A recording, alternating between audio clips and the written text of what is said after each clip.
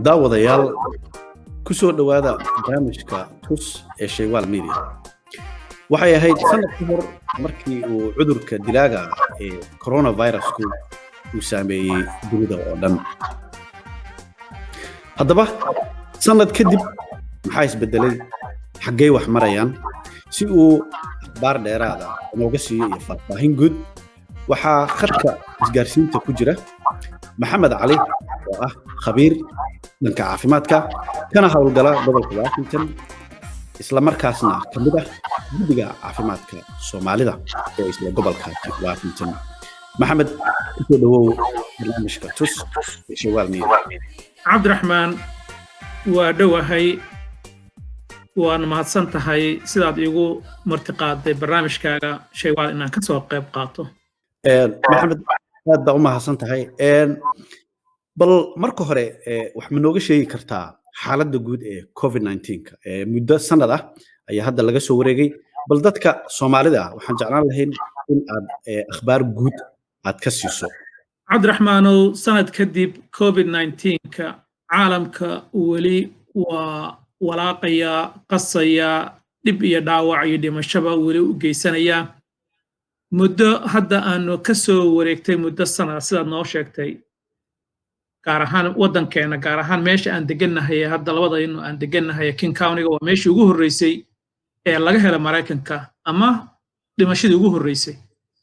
marka maanta marka aan fiirino caalamka ilaa iyo 120 milyan oo qof ayuu cudurkii taabtay inta la og yahay taasoo 2 milyan iyo barna dad ku dhow uu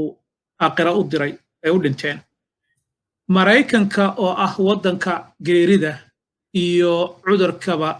hogaaminaya Mareykanka oo aan naqaano dad waxa ku nool 320 milyan dadkaasi Mareykanka ah oo tiradooda caalamka intay yihiin la og yahay waxay hogaaminayaan 320 cudurka inta qaaday caalamka inta cudurka uu ku dhacay geeriduna 20 bay ka yihiin dad badan oo Mareykan ah oo sanadkii xilligan oo kale noolaa ba hadda waxay u dhinteen cudurkan COVID-ka dad badan oo sanadkii hore cudurkan uu ku cusbaa aanan maqal baa cudurkii hadda qaaday cudurka weli waa jira inkastoo uusan ahayn heerkii maalmihii dhawaa uu ahaa ee maalintiiba 4,000-5,000 oo qof maxaa la dhihi jiray laga helaya ama gobolkeena markay noqoto hoos buu u soo dhacayaa laakiin aad buu u sarreeyaa marka loo fiiriyo meeshii sanadkii hore markuu bilaabanayo uu joogo cudurkii weli waa taagan yahay iyadoo ayba ku soo kordheen noocyo cusub oo aanu dib dambe uga hadli doono oo u baahan fiiro gaar ah isagii baa dhala rogmay noocyo cusub baa bilowday taana insha Allah waxaan jeclahay inaan su'aalo kale uga hadlo laakiin cudurkii weli waa jira degmadeenna boqolkii qof ee la baaraba 6 qof ilaa 7 qof baa sida degmadeennan King County-ga maalintiina 1,000 qof baa cudurka laga helaa baaritaanka socda marka dadaalo badan baa socda tallaal baa yimid waxyaabo badan baa oo wax looga qabanay cudurkii baa caalamka ku soo kordhay waan jeclahay in aan kaaga jawaabo Cabdiraxmaan waa hagaag mudane dabayaaqadii sanadkii hore waxaa la sheegay in noocyo fara badan oo ka farcamay COVID-19-kii hore ama aan dhihi karno noocyo cusub inay soo baxeen noocyada cusub bal faahfaahin guud ma naga siin kartaa aad iyo aad Cabdiraxmaan noocyadan cusub ee soo baxay waxa ay yihiin sanadkii hore Wuhan waxa ka soo baxay noocii ugu horreeyay oo loo yaqaano COVID-19 markaasina waxa loogu magac daray inuu yahay novel macnaheedu yahay mid cusub kaaba caalamkii ku baahay intiisa kale kadibna meel kasta uu gaaraba oo uu ku ballaartaba waxa dhacaya viruskii oo ka samaysan RNA in uu isbedel yar uu ku imaanayo marba isbedeladaasi qaarkood waxay noqon karaan kuwo la ignore gareyn karo waxba ahayn qaarkoodna waxay noqonayaan kuwo saameyn ku yeesha cudurka iyo sida uu hawsha u qabsado marka kuwa hadda caanka noqday ee aadka loo yaqaan waxa kamid ah mid UK laga helay London markii ugu horeysay oo UK variant loo yaqaano mid kale oo Koonfurta Afrika laga helay oo isna loo yaqaano South African variant oo isna Qatar ah iyo mid kale isna Brazil laga helay isagana Brazil variant loo yaqaano kuwaas waa kuwa caanka ah ee malaayiin qof saameeyey ee dadka caalamka dhanna ku sii faafaya marka kuwaasi ayaa hadda runtii aad looga baqanaya kuwo kaloo tiro badanna way jiraan variantiga lagu sheegaya cabdiraxmaan haddaan dadka u jilciyo waxay tahay waa isbeddel yar oo ku imanaya RNA-da ama sequencega ama taxanaha DNA-da viruska kuwa qaarkoodna waa kuwo la inkiri karo oo macnaha ignore waxaan ka wadaa wax isbeddela kuma keenaya kuwana waxay isbeddel meel dhan baa maxaan ku radaa isku labmaysa isku darsamaysa taasoo isbeddel weyn ku samaysa segmenting ama qayb ka mid ah RNA-da viruska taasoo marka raad ku yeelanaysa dusha sare spike protein waxa loo yaqaano oo uu soo saaro viruska uu ku galo dadka marka mar haddii taa ay dhacdo waa tan baqdinta weyn looga qabo in uu wax weyn ku zaa'idiyo habka cudurka uu faafayo habka cudurka daawada uu qaadanayo habka cudurka talaalka uu qaadanayo waxyaabo badan buu saameyn ku yeelan karaya taasina weeye tan runtii u baahan dadku inay ogaadaan midka Soomaaliya insha Allah looga baqanayana hadduu Allah idmo su'aal iga weydiisaa kaas gaar baan kugu sheegaya ilaa hadda haddaan ku dulmaro waxa weeyaan noocyadaasi saddexdaas ugu caansan ee UK South Africa Brazil iyo kuwa kale ciida ka badan ilaa hadda aan la daahfurin waa hagaag waa mahadsan tahay wasaaradda caafimaadka Soomaaliya ayaa dhawaan sheegtay in noocyada cusub ee hadda aad ka hadashay COVID-19 ay Soomaaliya gaareen bal mudane halista ay leeyihiin faracyadan cusub wax ma nooga sheegi kartaa runtii waa su'aal muhiim ah oo aan doonayo dadkayga inay dhageysan doona inay daawan doona inay fiiro gaarsiiyaan wasaaraddu waxay inoo sheegtay in looga baqanayo ama ayba dhacaysaba in uu soo gaaray waddanka Soomaaliya noocyadii cusbaa aanu ka digayna in Soomaaliya uu gaaro maxaa yeelay Soomaaliya waxay xiriir toos ah la leedahay labada waddan ee maxaa la dhihi jiray Ingiriiska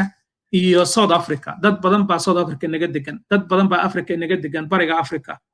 marka dadkaasi waxay u keeni karaan waddanka in ay cuduradii ay meelaha ka soo qaadeen ay keenaan iyo dad badan oo Yurub ka imaan doona in ay waddankii keenaan marka waxaasoo dhan waxay tahay wasaaradda caafimaadka waxay la kulmeen wiigidii hadda ina soo dhaafay hal mar laba kaclayn cudurkiyo hal mar loo seexanayo Soomaalida waxay kaga duwan tahay caalamka intiisa kale Mareykanka meesha aan joogo tusaale ahaan inkastoo la barbar dhigi karin dadka Soomaaliga wuxuu xanuunsan yahay markii uu sariirta u fuulo cudurka buu xanuunsanayaa waxay hal mar arkeen dad badan oo isbitaalka Martini boqolaal gaaraya oo hal mar u wada baahan oxygen ama sariirta u wada saaran cudurkii markaas weeyaan marka ummaddu ay indhaha qaadayso taana waddan kuma shaqeyn karo laakiin waa wixii waddankeena ka dhacaya maadaama duruufaha jira dartaa ay saay tahay marka wasaaraddu waxay inoo sheegtay tusaale ahaan 2 maalmood ka hor oo bishii February 20-keeda hal mar 257 qof inay heleen oo new cases ah new caseskaasi weli ma kala garan karaan in ay kala yihiin oo variant cusub oo ku jira in kale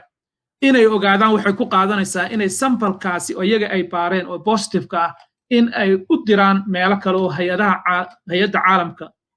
WHO la yiraahdo oo kale inay ka caawiso oo u soo sequence garayso oo u sheegto noocan uu ahaa noocii hore uu ahaa kii UK buu ahaa ama kii maxaan ku South Africa ahaa markaas ay ogaan karayaan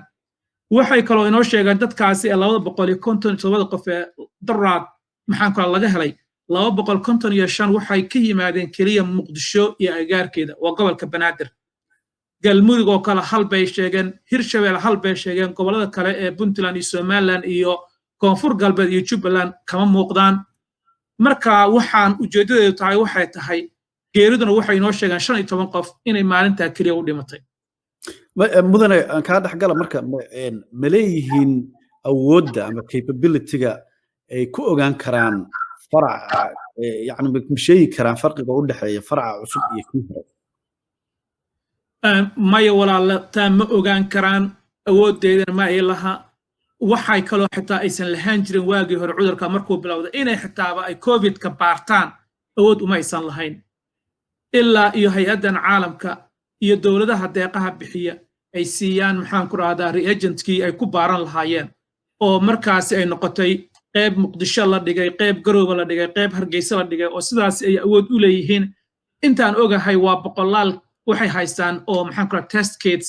oo ay awoodi karayaan in ay wax kumaan kun oo qof keliya ay samayn karayaan waxay ku xiran yihiin dowladayada iyo dadkeennii Soomaaliya waxay ku xiran yihiin keliya deeq dibadda looga keeno inay isku baaraan cudurka ay ku ogaadaan waxay ogaan karayaan ilaa hadda waxyaalaha loo yaqaano covid rasmiga ah ee asalka ahaa maxaa yeelay reagentiga ay haystaan ka soo detect garan karaa waa RT-PCR wax loo yaqaano waa teknolojiya heer sare ee loo baahnaa inay jaamacaadka cisbitaalada meelo badan inay haystaan laakiinse maadaama aysan waddankaygu maanta aan u malaynayo inaysan meelo badan jirin wax baa ka qaldan si loo ogaado variantaga cusubna Cabdiraxmaan waxay noqonaysaa in genome-ka dhan la sequence gareeyo oo high throughput sequencing la geliyo taasi waxa awood u leh wadamada hor u maray aan u malaynayo South Africa intaan ka ogahay iyo wadamo kale oo Europe maxaan ku raada ayuun baa loo qadaa hadda sidaan ogahay Soomaaliya sambaladaasi waxay sameynayaan in ay WHO ay ka saacido meel ay ku soo sameeyaanba inay u soo sheegto inuu yahay inuu UK yahay iyo variant-ga cusub inuu yahay iyo mid kale Soomaaliya u gaar ah oo loo bixin doono Soomaali variant yaa yaqaan waxaas dhan baa suuragal ah Cabdiraxmaan ما شاء الله ما حسنت هدي أن أورينا نك تلالك تلالك وحب بالوري دماغكي لبضل كل إلواتنكي سيب الدولة ده هور مري سيدا مرايكن كي إنجليزكا حقي هدا وحمريان تلالك جودي أدو Cabdiraxmaan hal yar baan ka tegay rabeen dib ugu noqdo ku saabsan Soomaaliya waxaan rabaa Soomaaliya dadka jooga tusaale ahaan waxay ka mid yihiin case fatality-ga waxa loo yaqaano inta qof ay u dhimata caseska 3.3% weeyaan case fatality-ga sababtu waxay tahay 5,889 baa u record garaysan inta la hubo ee la cadeeyay inay cudurkii sidaan 194 qofna waa ilaa iyo maanta iyo shalay inta la xaqiijiyay inay u dhimatay marka la qeybiyo arrintaasi fatality-ga ama dhimashada cudurka waxay ka dhigaysaa inuu Soomaaliya uu ku jiro 3.3% qof kasta oo cudurkan uu ku dhaco 3 qof iyo bar ayaa u dhimanaya caalamku runtii way ka sarreysaa numberkaasi wadamada qaarkood 2% wadamada qaarkood 1% ayaa u dhimanaysa laakiin Soomaaliya oo kale waxa u dhimanaysa 3 qof iyo bar baa u dhimanaysa boqolkii qof ee cudurkan uu ku dhaco taana macnaheedu waxyaabo badan baa u sabab ah waxa u sababa dadkii cudurkii la seexda ama sidee doonto ha la seexdeene su'aalo badan baa jira oo maxay keenay in dadku ay markay u baahdaan xaaladkoodu uu dambeeyo oo waxba laga qaban karin meelaha qaarkoodna waa la sheegay in oxygen xitaa loo waaye maanta san aan maqlayno geeridii ugu dambeysay fanaanad caan ah oo la leeyahay inay u dhimatay cudurkii oo Martiin cusbaalka ugu dhimatay wiigan bay ahayd iyana maxaan ku raahdaa sheeqiini weynaa ee Sheekh Nuur Baaruud oo isagana Allah u naxariistay in uu maxaan ku raahdaa Martiin ugu dhintay cudurkan sida aanu ka maqalnay social media marka waxaas oo dhan waxay ku tusaysaa waddankayagii in waxyaabo badan oo runtii xagga caafimaadka iyo bixinta xanaanada ama caafimaadka health care-ka in ay ka naaqis yihiin siday ku dhacdaba haddana kole la leeyahay waa waqti ugu fiicnayd marka la fiiriyo sanadihii kale ka horreeyay maxaa la dhihi jiray marka calaa kulli xaal hawshaasi waa rabay inaan dadka xasuusiyo su'aasha kale haddii weydiisay tallaalka ku saabsan Cabdiraxmaan waxaan kuu sheegayaa tallaalkan runtii bini'aadamka waa fursadii ugu fiicnayd ee soo martay muddo sanad gudaheed ah cudur baa nagu yimid oo aan la garanayno cusub oo caalamka dadka saameynaya qaarkood ay u dhimanayaan marka cilmi baarisadii la qaaday jaamacaadkii hay-aadkii pharmaceutical companieska waxay u dhaqaaqeen inay si durba ah ay xal ugu helaan tallaalkuna waa qayb ka mid ah waxyaalaha xalka loogu gaari karayo dawadu waa xal tallaalku waa qayb ka mid ah iyo ka hortaga kale aan dawada ku dhisnaynba isna waa xal marka tallaalka sanad gudihiisa iyo wax sanad ka yar lagu helay runtii waa haddaan wax kaaga sheego mid Pfizer BioNTech la yiraahdo oo caalam ka dhaqan galay Moderna mid la yiraahdo isagana caalam ka dhaqan galay AstraZeneca oo WHO hay'adda caalamka u qaabilsan dunida ay approve garaysay oo laakiin maxaa la dhihi jiray weli aanan sidaa u faafin Johnson oo isna runtii mar dhow soo bixi doona iyo kuwo kaleba oo iyana boqolaal ah oo la rajeynayo inay caalam ku soo kordhaan muhiimadda aan rabo inaan kuu sheego waxay tahay tallaalkii ilaa hadda caalamka ka dhaqan galay waddamo tiro yar oo Maraykanka Ingiriiska iyo European ayuunbaa caalamka wixiisii qaatay maxaa yeelay iyagii baa samaystay iyagii baa maalgashtay iyagii baa doonaya dadkooda inay badbaadsadaan marka ugu horreysa tusaale ahaan haddaan ku siiyo walaalow haddii aad fiirisid caalamka ilaa hadda Maraykanka ilaa iyo 63 milyan oo qof baa helay dooskii ugu horreeyay qaarkoodna ilaa 20 milyan oo qofna waxay heleen full dose oo waxaan ka hadlayaa waa 2 jeer oo la talaalayo taasoo 6% ah halka waddanka Ingiriiska isna sidaas oo kale ay 18 milyan oo qof ay heleen Canada maxaan ku radaa tiro badan oo iyana maxaan ku radaa 2 milyan ku dhawaad ah halka waddanka yarka Israa'iil loo yaqaano ay 2.2 milyan qof ay talaalkii heleen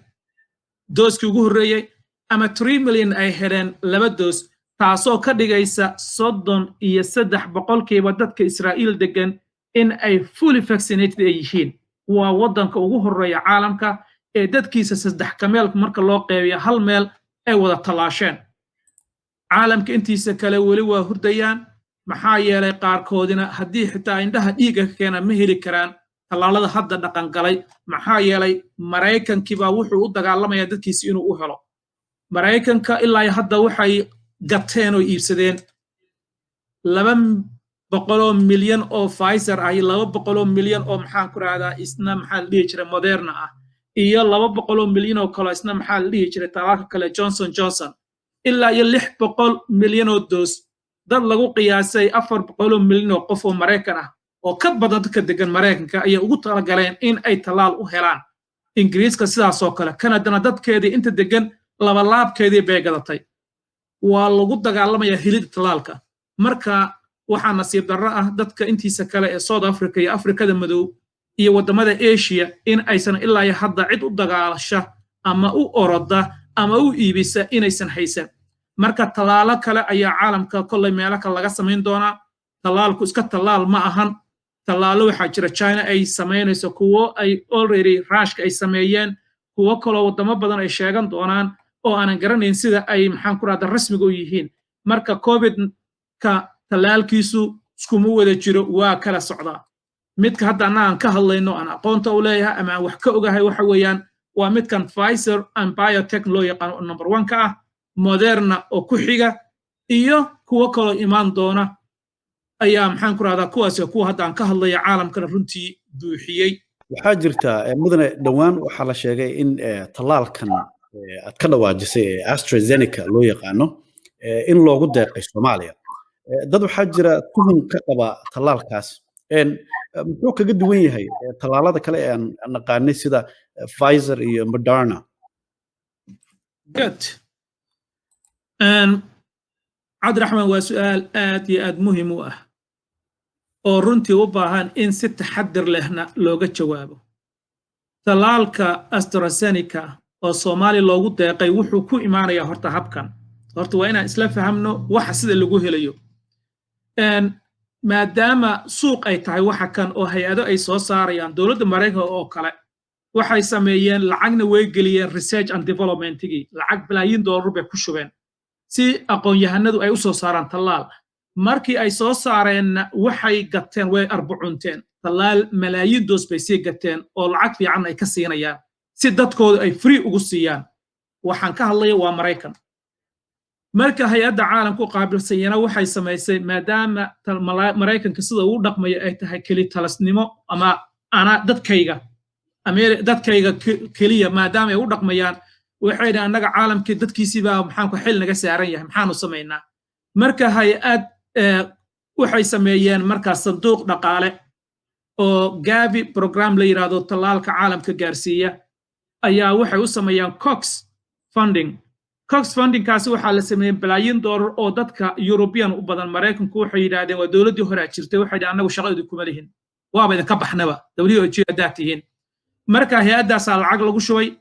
xaggaasaa marka cilmi baaristii lagu shubay hay'adda markaasi jaamacadda Oxford la yiraahdo ayaa waxay soo saartay talaalkan AstraZeneca muhiimadda marka laga lahaa waxay ahayd waxa loo yaqaano equitable distribution to dadka caalamka degan in si sinaana loogu qaybiyo maadaama tallaalada isku wada mid ahayn in tallaalkan looguba talagalay in caalamka dadkiisa kale la gaarsiiyo oo maxaa yeelay waxay aaminsan yihiin hay'adda caalamka haddii hal qof uu cudurka u liito inteenaas kale ee maxaa la dhihi jiray ee dhoorsoonaatay si kastaba qofkaas dhib buu nagu keenayaa marka waa inaanu ka shaqaynaa caalamka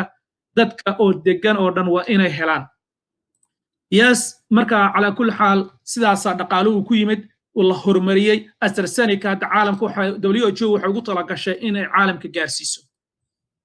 iyagii baa sii fiirinaya marka wadamada isbixin kara iyo kuwaan isbixin karayn wadanka South Africa runtii waa dadaalayaan waa wadanka kaliya Afrika isbixin kara ama dadkiisa ka fikiraya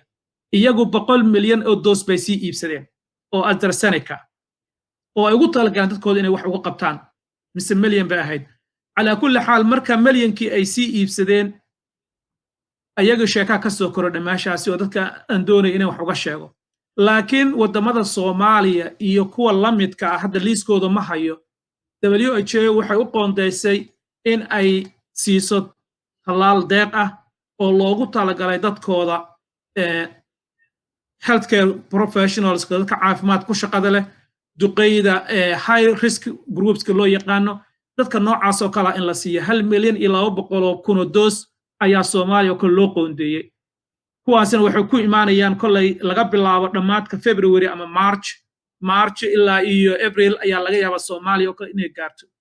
talaalkan wuxuu kaga fiican yahay talaalada kale macnaha storage-kiisa ayaa runtii ka wanaagsan inkastoo doos iyo 2 doos la isku hayo waxayna u badan tahay 2 doos weeyaan oo AstraZeneca doos baa la siinayaa qofka kadibna wuxuu u soo noqonayaa bil kadib iyo 2 bilood kadib haddana markaa dooska kala la siinaya waa AstraZeneca laakiin sheekada muhiimka ah ee aan doonayo si degan inaan uga jawaabo oo aan ugu talagalin in ay dadku ay maxaan ku raada reaction qaldan ay ka bixiyaan waxay tahay wadanka South Africa malaayiin doos bay sii iibsadeen Soomaaliyana zero ayay iibsadeen waa loogu sadaqeynaya horta taasi waa in dadku ay fahmayaan kow labo wadanka South Africa waxa ka dilaacay new variant loo yaqaan South African variant South African variant ka soo dilaacay South Africa iyo AstraZeneca waxba ka dhaxdhacayo maxaan ku raahdaa sida uu wax uga qabanayo way ka hooseysaa talaalada kale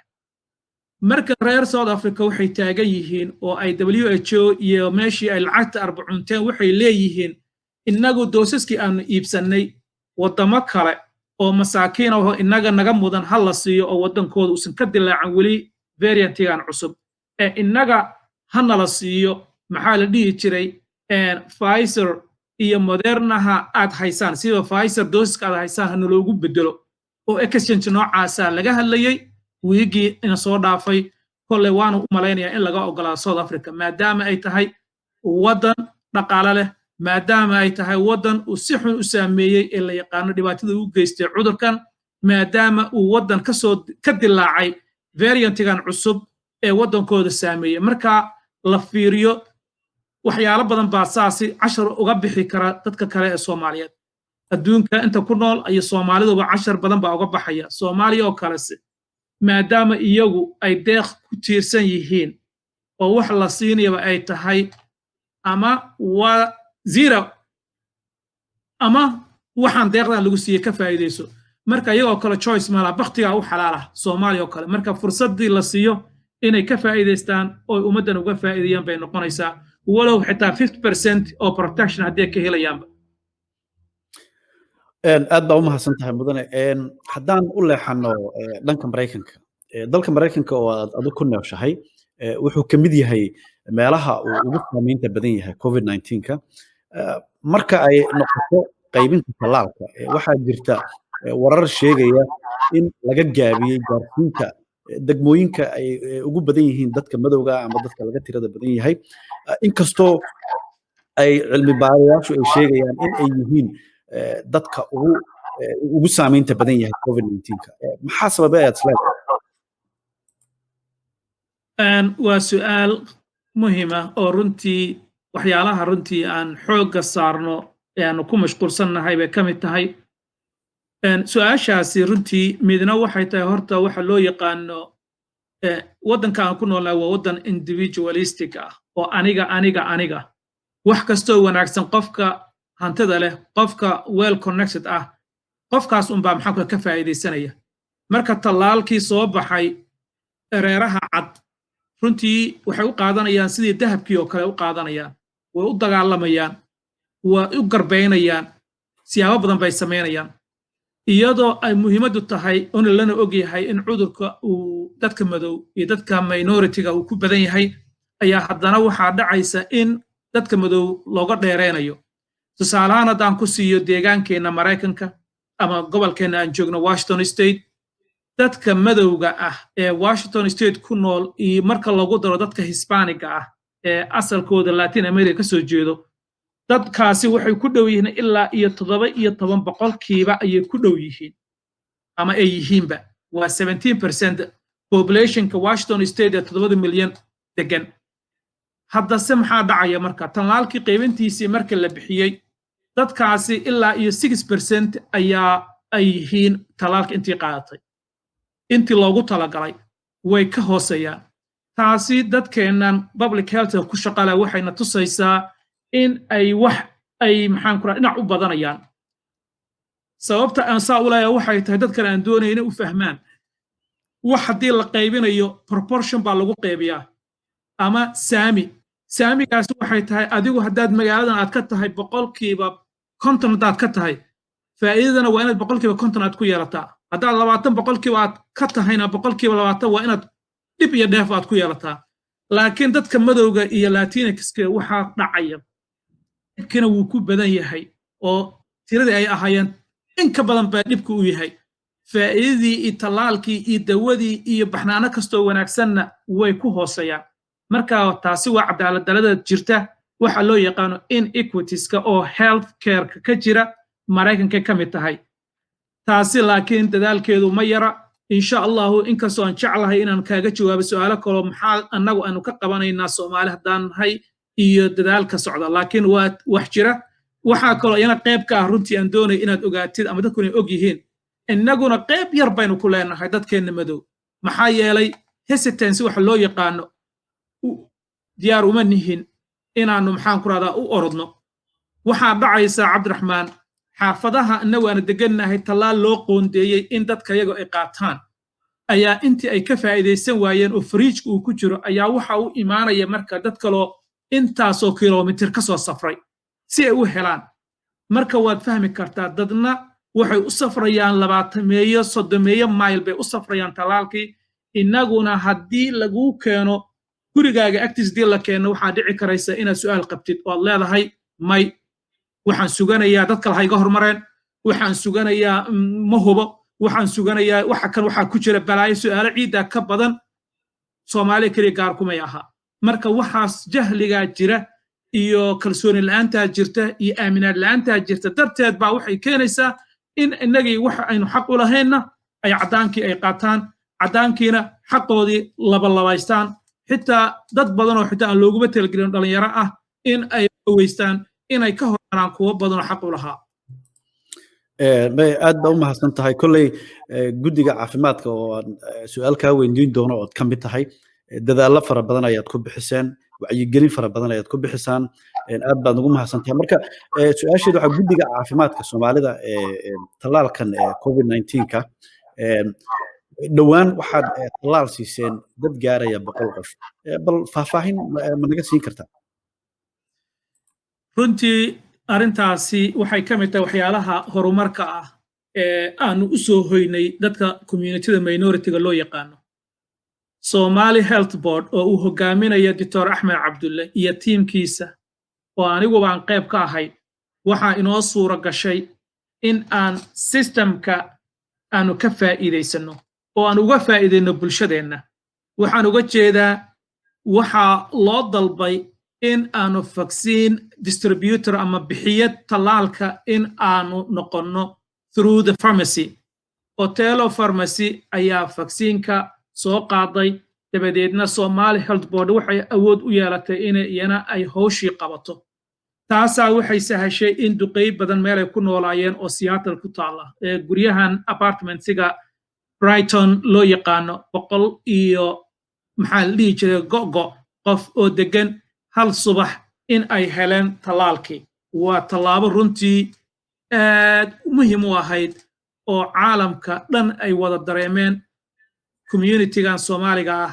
hay-addan Somali Health Board dadaalkay u qabanayso dadweynaha ku nool Washington State gaar ahaan King County-ga arrintaa markay dhacday ka sokow haddana waxaa dhacday in maxaa la dhihi jiray maalintii daraad ahayd oon u malaynayo inay talaadadii ahayd iyana waxa inoo suura gashay dad saasoo kale boqolaal qof oo kale in iyana Van Asel Community Centerka in iyana maxaa la dhihi jiray tallaal mass vaccination ama pop-up mass vaccination in loo sameeyo oo Somali Health Board ay haddana mas-uul ka ahayd oo Soomaali badan iyo dad badan ay ka faa'iidaysteen waxaa kaloo jirta iyana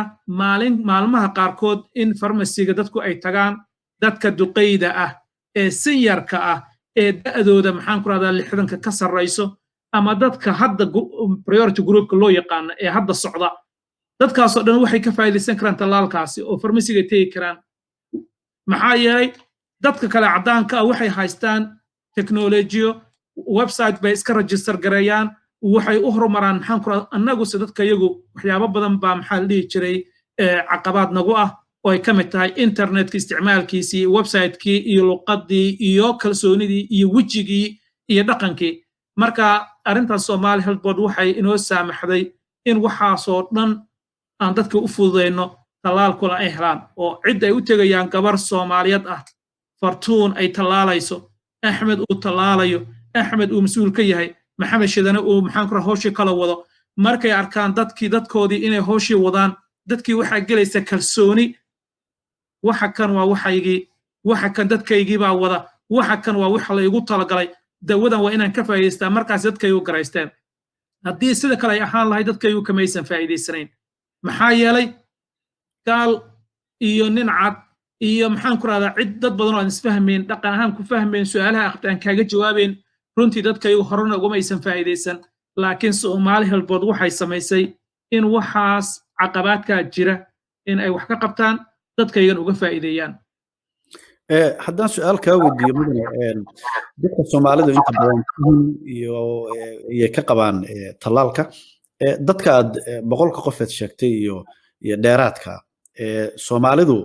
intee ayay tira ahaan ka yihiin